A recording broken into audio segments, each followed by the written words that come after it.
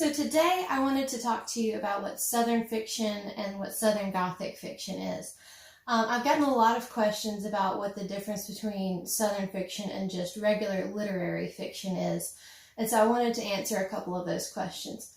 Obviously, the South has produced a slew of stories and storytellers, and these stories are incredibly unique and a little bit quirky, so I wanted to kind of dive into what makes those so unique. Most people can almost immediately identify what a Southern fiction novel is as soon as they start reading it. There are some elements that make it just stand out, particularly with our culture and our people. We tend to just shine on the page. So the genre is at once simple and hard to define because it really is just describing daily life and culture down here. So the book genre dictionary defines Southern fiction as stories that are set in the Southern United States or are written by authors from that region. They are about the culture and belief systems of that geographical location. The subject matter in the Southern genre includes, but isn't limited to, racism, Christianity, family values, community, justice, and social class.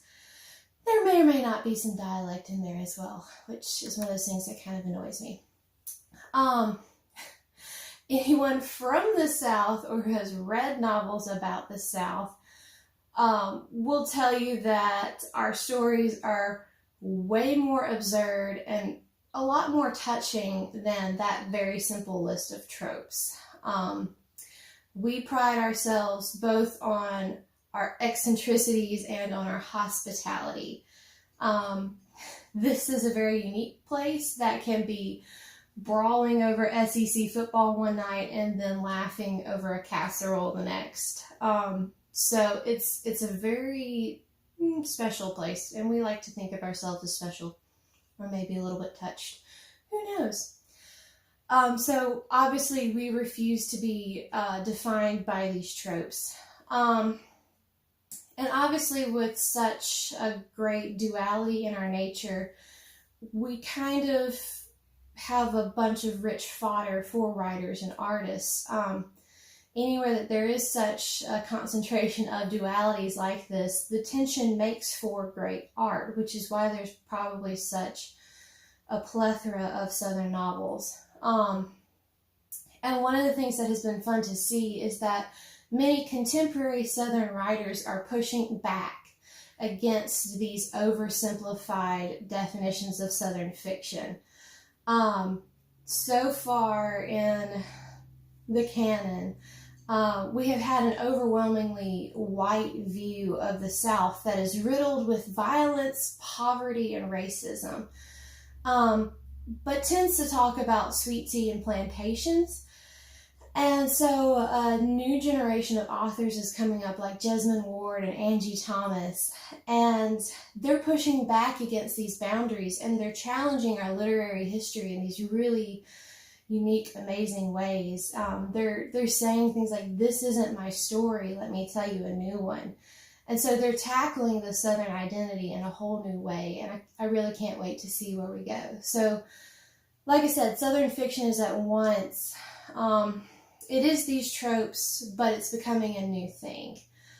So the only way to really get into Southern fiction is to read Southern fiction. So my answer is not an answer, but to read Southern fiction, because we don't like to be defined by a simplified list from some dictionary.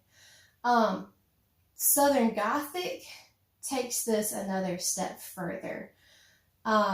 It likes to dig into the dark side of our past, and it really takes the absurd and the fantastical and brings it to the surface and really tackles some of these harder issues in a way that makes you think about them.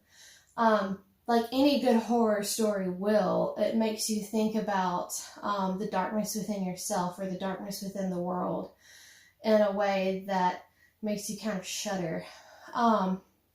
So what I had written down here is if you shake up the fantastical and the absurd of Southern daily life with a good haunting or serial killer or a demon loosed from hell, you have a Southern Gothic. And you really don't need more of a definition than that.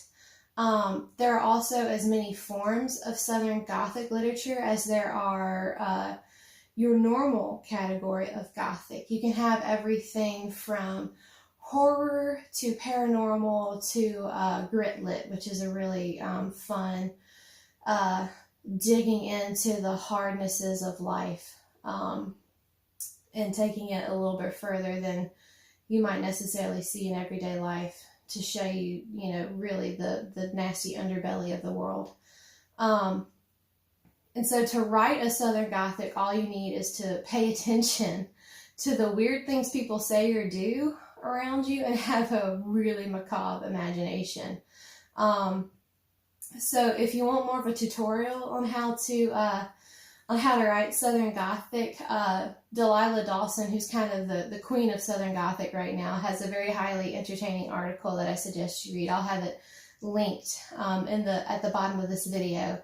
Or you could also pay a visit to your local indie bookstore and load up on some Southern Gothic literature. I'm sure your clerks at your local bookstore would love to help you with that. But reading really is the best form of learning and figuring out what both Southern fiction and Southern Gothic is. I mean, it's going to spring up to you. And it doesn't have to be, you know, Flannery Connor or Eudora Welty. There are so many amazing modern authors.